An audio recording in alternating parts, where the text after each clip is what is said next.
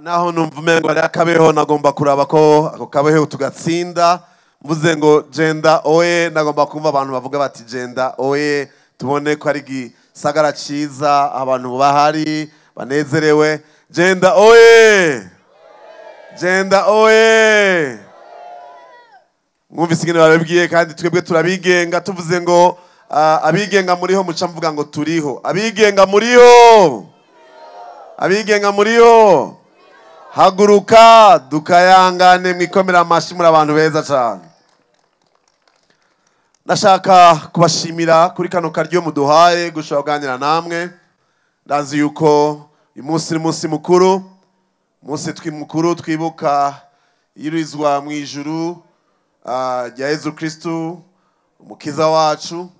Twafashe umwanya rero kuja mu misa gusenga, gufata umwanya wo kwiyumvira kuzirikana igituma yagiye mu ijuru akadusigira igikorwa cyo kubana tuvuga ubutumwa bwiza, gutwara ubutumwa bw'amahoro hirya no hino. Nashaka rero imbere yuko ndabashikiriza ijambo ryanzanye kubagendera ngaho uyu munsi, tubanze dushimira Imana mushobora vyose yadushoboje tukagira urugendo rwiza, tugasanga namwe muri amahoro, muranezerewe, ko murasangira agacupa mumeze neza. Nashaka mufashe dukomera amashi yo Mana isumba vyose, tuyihe icubahiro, irabereye guhabwa ishimwe n'icubahiro. Nashaka gushimira kandi indongozi z'igihugu guhera ku rwego rukuru, umukuru w'igihugu amufasha ibikorwa, abarongoye intara ya Bujumbura, abarongoye ikomine turimwo, abo bose batworohereje kugira ngo dushobore gushika hano dushobore kuganira namwe tubonane amaso mu yandi. Abo bose bashinzwe ivy'intwaro ndabasabe namwe mugore mufashe tubakomera amashi kandi. Subwa mbere nje ngaha mwaka 2020 nari mpagaze hanyene nariko nditoza mu kibanza cy'umukuru w'igihugu ngo wigenga. Uyu munsi si ico kinzanye nje hano nk'uri ko aritoza mu kibanza cy'umushinga amateka yigenga mu ntara yagutse ya Bujumbura, aho unaha musigaye muri iyo ntara kuva ejo aho bukera amatora arangiye tuzoba tugize intara imwe, tuzoba dufise amakobine mashasha. Kubw'ivyo rero twaje hano kugira ngo tuganire namwe, twaje hano kubw'umutima w'urukundo tubakunda n'umwitwariko dufise ku buzima bw'umwe wese muri mwebwe, kugira ngo twiyumvire ingene dushize hamwe twese umwe wese yororanirwa mu buzima bwe bwa misi yose. Bababwiye ko nitwa Nahimana Dieudonné. Jewe rero uyu munsi nje ngaha nk'uri mu migambwe, murazi yuko hari imigambwe myinshi itandukanye, turi mu gihe ca demokrasi, ariko jewe nje ngaha nk'uwigenga. Kuva navuka nta mugambwe nigeze njamwo, simvuze ngo imigambwe ni mibi, abayirimwo ni sawa, ariko nuko hariho n'abandi bahisemo kutaja mu migambwe kubw'impamvu zitandukanye, kubera ko kumbure akazi bakora katabemera kuja mu migambwe. Aho nshaka kuvuga nk'abantu barishinze umutekano, abacamanza, amategeko y'igihugu ntabemerera kuja mu migambwe, abantu bari mu bikorwa vy'Imana, shobora kuba umupadiri, umubikira, umupastori, umushehe, benshi bakunda kudahitamo kuja mu migambwe kugira ngo abantu bose baje batugana nk'abakozi b'Imana ntibaze kumva duhengamiye iburyo canke ibubamfu.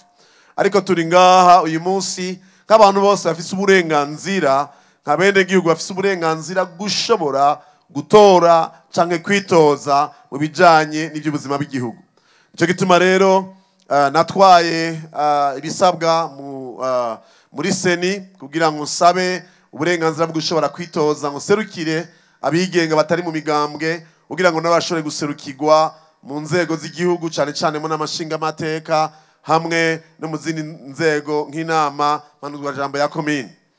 Nabitwaye ibisabwa barabinyemerera, hanyuma turaronka uburenganzira bwo gushobora gutangura kuza kubagendera. Abakurikiye amakuru itariki 9 z'uku kwezi twari Gitega, aho nyene icubahiro mukuru w'igihugu yatanguje ku mugaragaro isekeza ryo kwiyamamaza ku bari mu migambwe no kubigenga. Abakurikiye amakuru ijambo rya mbere ryavuze Gitega nije narivuze, bana iteka ryuko arije serukira abariko baritoza muri kino kiringo, kandi ndaheza ndafata ijambo kandi wigenga. Dar bwa mbere wigenga ashoboye kuvuga mu nama ikomeye nk'iyo aho hacavuga na nyicwari mukuru w'igihugu kugira ngo tuvugane ingene dukwiye kugira imyamamazo myiza irimo umutekano. Bwari ubwa mbere kandi aho abantu bavuye mu migambwe yose nabigenga baza mu kibuga twese tukagira defile turiko turavugana tuti aya matora ni imyamamazo, ntihazogira umuntu arya ugwara uyundi, ntihazogira umuntu akorera ku gitsure no gutinya. Uko tugeze mu gihe c'umwidegemvyo aho abantu bahitamwo uko bumva mu mitima kandi bagategura kazoza keza igihugu mu rukundo. Twarasezeranye rero Gitega yuko twese aho tugiye kwiyamamaza tuzobikora mu kubahana, hata muntu numwe arya ugwara uyundi, hata muntu numwe abuze umuntu uburenganzira bwo guhitamwo ico agomba ingene avyumva mu mutima wiwe. Rero ivyo nivyo tuko turakora muri kino gihe. Ntiyabuze hamwe hamwe usanga ari abantu batabitahuye bahagirisha akaryinshi bagakora n'ivyo abarongoye batabatumye bakaza guhagarika imitima abantu bababwira ngo nimukwiye gutora abaca nimukwiye gutora bari.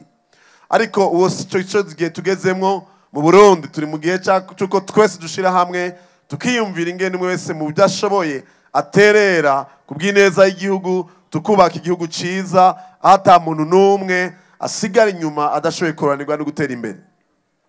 Kubera iki rero jewe nahisemo kwitoza, ubwa mbere nabibabwiye nuko barakunda uwigenga, ubwa kabiri sindi umuntu w'icaduka mukurikira amakuru mwarumvise amashirahamwe nagenda atanguza kuva mu myaka ya 90 n'uyu munsi twagiye turakora ibikorwa byo kwigisha ugwaruka, cyane cyane gufasha ugwaruka gushobora kwiteza imbere no gufasha cyane cyane abakiri bato ariko baca mu ngorane, abana bahoze mu ibarabara, kubera ko murazi yuko igihugu cyacu caciye mu bihe bigoye mu myaka yahera, kugira ngo abantu bashobore gukira mu mitima no mu bikomere twagize kubw'intambara twaciyemwo. Hari ibikorwa bisabwa twame tubishiramo ingufu rero kugira ngo abantu bashobore kugira guhinduka, bagira ivyizigiro maze bashobore kubana amahoro n'abandi.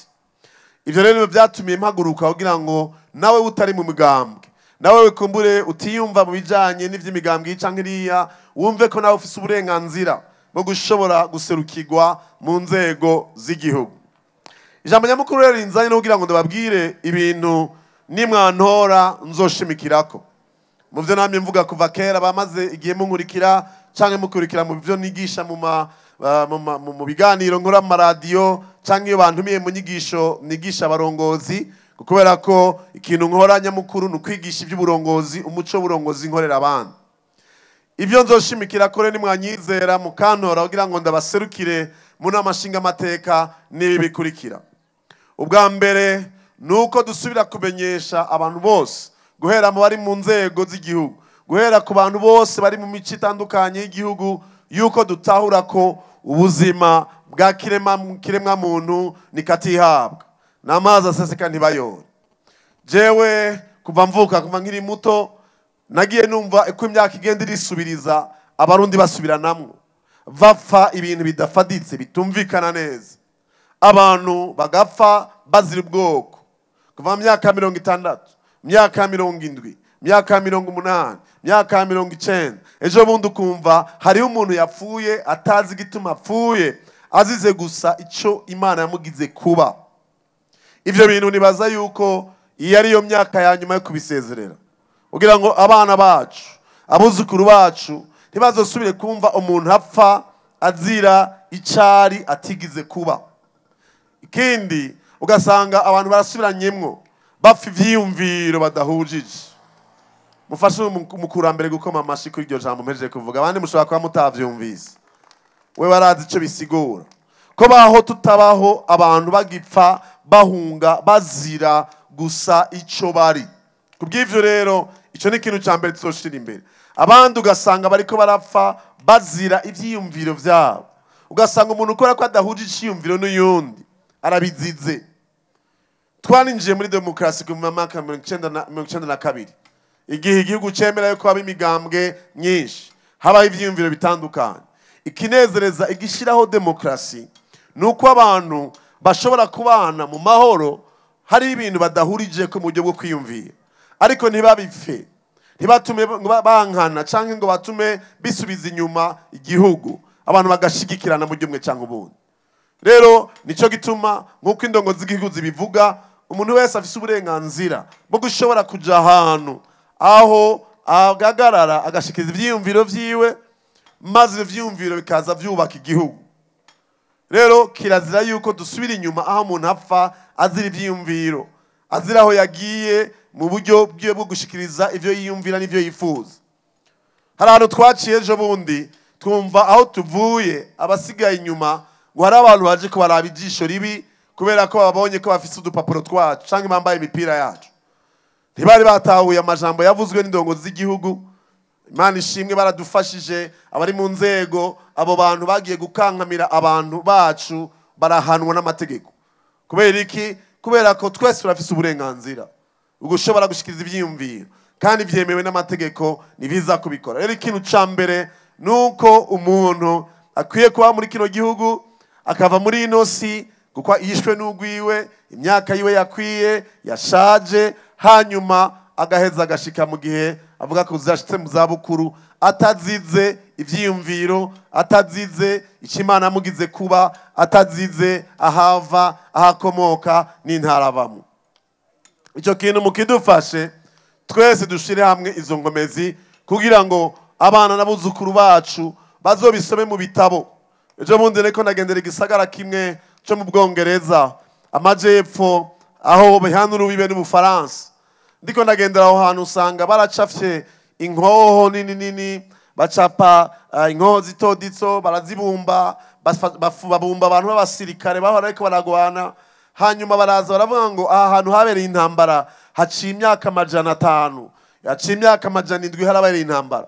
Ariko kuva ico gihe tubisoma muri kahise, tuvyumva muri kahise, abana baza kubiraba nk'abaraba amamonima mugabo ntibaza bazi n'umunsi numwe yuko habaye intambara mu myaka 500 aheze.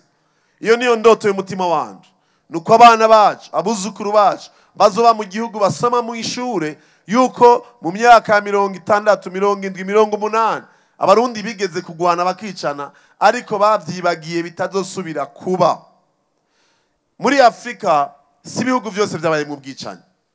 Hari ibihugu tubana ngaha by'ibibanyi vyacu tugenderanira hirya no hino, ariko kuva vyabaho, kuva bava mu gihe cyo kwikukira atamuntu arasubirana mwono yundi ngo bafatane mu mashati bicane kuko twabikoze muri kino gihugu. Genda mubazaho hakurya muri Tanzania, hari ivyiyumviro byinshi, hari imigambwe myinshi, barafise ibintu batandukaniyeko, barafise ubwoko bwinshi butandukanye, twe nta nubwo dufise budutandukanye. Ariko nta munsi numwe twigeze tumva abatanzania bahunga bene wabo. Ngaha turamaze kubona abakongomani baza canke bava mu bindi bihugu canke u Rwanda canke ahandi, ariko ntimigeze mumva abatanzania bahungiye habahunga abandi bavukanye. Kubera iki natwe tuzobaho ata muntu udasura guhungira muri Tanzania, mu Rwanda canke muri Kongo ahunga mwene wabo, amuhunga gusa kubera ko badahujije ivyiyumviro vya politiki, amuhunga gusa kubera ko badahujije ivyo bita ubwoko canke ibindi nk'ivyo. Nagomba rero mumfashe mu gihe muzonyizera mukantora ibi vyiyumviro bishike ahantu hafatika ingingo ku buzima bw'igihugu. Abantu babane mu mahoro, abantu babane mu rukundo, atawusura kuvyuka mu gitondo yumva atinya umurongozi. Je nigisha umuco w'uburongozi nkorera abantu. Iyo umuntu ari mu burongozi ubwo ari bwo bwose akuravye igitsuru ugakora ikintu kubw'igitsure, ntaba ari indongozi y'ukuri. Indongozi y'ukuri ni umuntu abantu bagenda bagana, umuntu ugenda ukamwe umubonye ugucuvuga uti ashi ndaruhutse nari nikanze kicanke kiri. Rero ni vyiza ko abantu mutahura yuko indongozi z'igihugu zigeza kuba abantu baza kubafasha kugira ngo igihe cyose ari kibazo babafashe kugikemura, kugitorera umuti. Mugabo ntaba ahantu uvuga ngo mbega uyu muntu niyambona bica bigenda gute, ukazamva abantu bahagaritse umutima kandi ugasanga babayeho batari mu mahoro uko vyari bikwiriye. Ico cyari cambere. Ca kabiri kintu kindaje ishinga nuko imigambi yose ifatwa mu buzima bw'igihugu ishira ubuzima bwa kiremwa muntu hagati mu ntumbero y'iyo migambi. Nuko twiyumvira ingene abantu babaho neza. Ibwirizwa shingiro mu ngingo ya 17 riravuga neza ingene ibikorwa leta ishinzwe. Mu vyo leta ishinzwe nukwitwareka ko abantu bose bana amahoro, ni ukwitwararika yuko ata muntu adabura uburenganzira bwo kuba mu gihugu ciwe, ni ukwitwararika ko ata muntu yicwa n'inzara, ni ukwitwararika ko ata muntu yicwa n'ingwara, ni ukwitwararika ko ata muntu abaho mu buzima yicuza kubona aravutse ari umurundi cyangwa ari umurundikazi. Uwo ari we wese afise ikarata karangamuntu y'Uburundi, niyaba yagendana ubumuga, niyaba ari umuntu afise amafaranga menshi cyangwa afise make, niyaba ari umuntu w'umuyisilamu cyangwa umukatolika cyangwa umuporoti cyangwa umuntu atizera n'Imana, aba afise uburenganzira mu gihe cyose afise karangamuntu mu Burundi kubaho neza. Abashinze intwaro si ukugira gusa amakori, nuko bakora ibisabwa byose kugira ngo mu gutanga amakori cyangwa ibindi byose dushobora guterera igihugu, umuntu twitwararika ubuzima bwiwe ingene abaho n'ingene aroranirwa mu buzima bwiwe. Ibituma umuntu agaragaza ko aroraniwe n'ibihe, nuko umuntu afungura bikwiye. Ejo nari mu Gitaza, kumbure ngaha siko bimeze ngaha mwijenda. Ndabaza ni mbega abantu ngaha Gitaza mufungura gatatu ku munsi ni bangahe? Mbona nta maboko mbonye. Kabiri ku munsi mbona ni nk'ica gatatu c'abantu bari bahari. Ndabaza rimwe ku munsi mbona niho abantu bagiye kuduza amaboko. Ego niko kumbure bishobora kwava ku mvo nyinshi zitandukanye, ariko mu gihugu kimera nk'iki, ahantu hasa neza nko ngaha iwanyu mwijenda, ahantu hari abantu bakiri bato nka mwebwe mufise inkomezi, ntibishoboka yuko abantu bashobora kuba abana bavyuka mu gitondo bakaja ku ishure badashoboye kurya n'agatsima k'ibigori, badashoboye gufungura n'igitoke, badashobora kuronka n'uduhara gafungura mu gitondo imbere ko baja ku ishure kugira ngo bagire ubwenge buzoshobora gutuma iki gihugu gitera imbere. Ivyo sivyo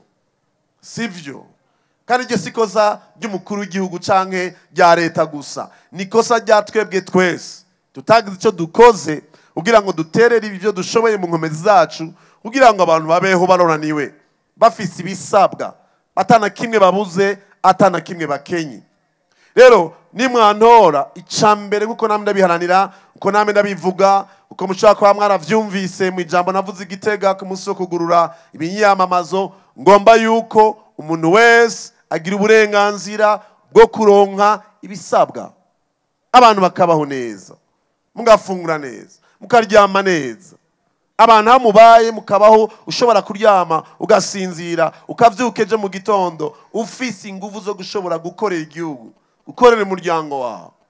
Rero ivyo vyose bisaba mu ntunganyo nziza yajanye n'ingene amategeko atunganijwe y'igihugu, ingene mu gutora amategeko bitorwa habaye kwiyumvira umwe wese muri mwebwe. Rero nka twebwe abigenga ntituri abantu bagwanya abari mu butegetsi, ntituri abantu bari mu butegetsi, turi abantu twaje kugira ngo tubwire ngo na wewe utari mu mugambwe uri umurundi kandi ufise uburenganzira, ufise uburenganzira bwo guhitamwo uzo guserukira, ufise uburenganzira ko ivyiyumviro vyawe bishika kure bigashika imbere, maze tukubaka igihugu ciza turoraniwe, aho umuntu wese afise uburenganzira bwo kubaho mu mahoro. Rero imyitwariko wa kabiri ndababwiye ni imibereho y'umwe wese muri mwebwe, ingene dufashanya twese tudatana ku mwikomo kugira ngo abantu bose bagire imibereho myiza, abantu babeho neza. Ica gatatu shimikira ko cyane mu byo ngerageza kuvuga, mu byo nigisha canke nifuza ko kizoshiga imbere mu gihe muzotwizera, ni uwo muco w'uburongozi nkorera abantu. Jende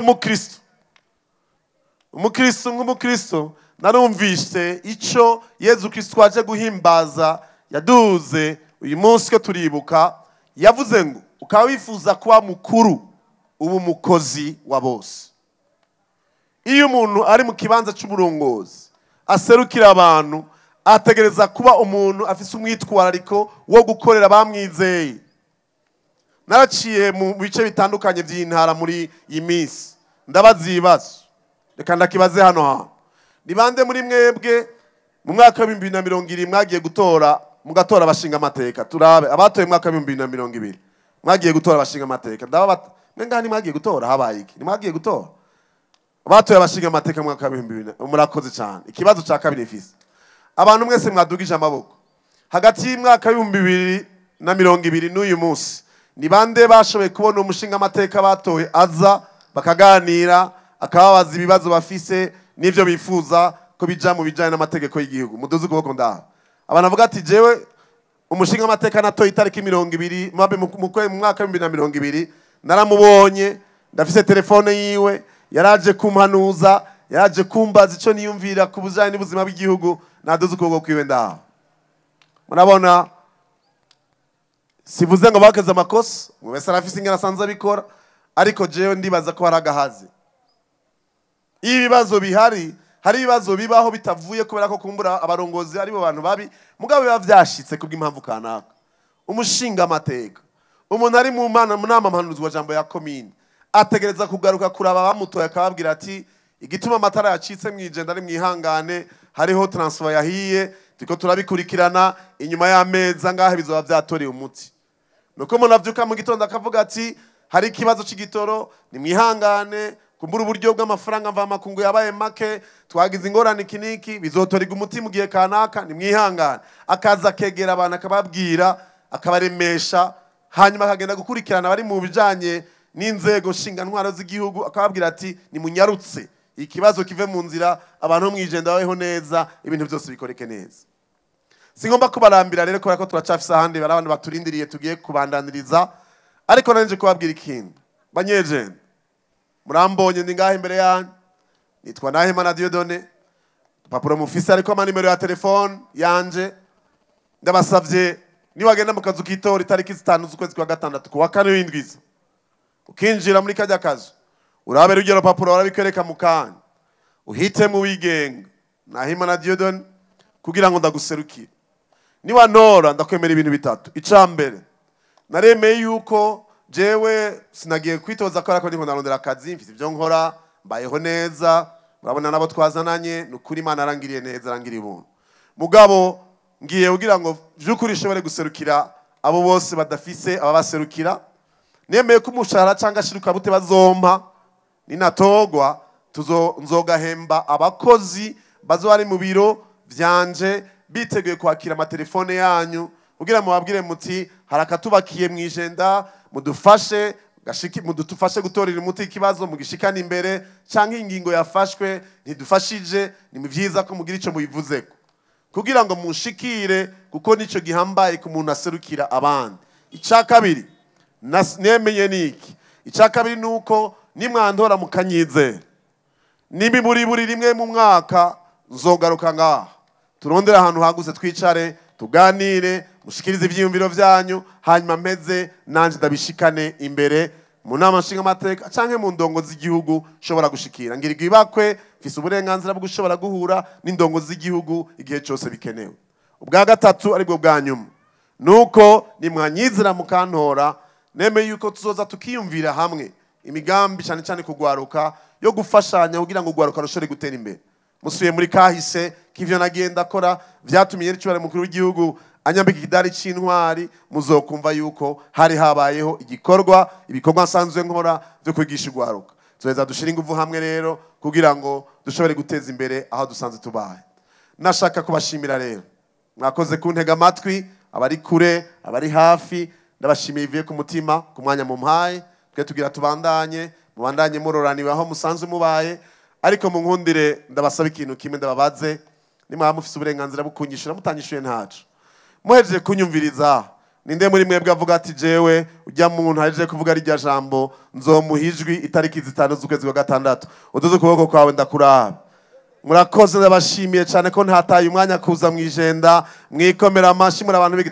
mugana abonye abo ngaha gusa bariya ntibanyumvise ni bande bazomijwi hari ya ruguru ni mwikomera amashi namwe ndabumvise muri abantu bigitangaza Imana ibahezagire mwakoze kuduha uyu mwanya tuzosubira gufata ubundi mwanya kuganira Imana ibahezagire nimwaheza kunyizera nzogaruka kandi dufata umwanya ukwiye twiginane tuganire reka bareke gato ingari muzotora hanyuma tubareke ndabanye ko hariho ni misa igira itangure ntihagire ibyo twonona mu bijanye n'ibikondo baha umukozi w'Imana ndubahirije niko waca Imana imandaje kubagira neza Imana ibahezagire mu banyu no mu vyanyu hanyuma Uburundi bandanye gutera imbere turoranirwe Imana ibahezagire cyane.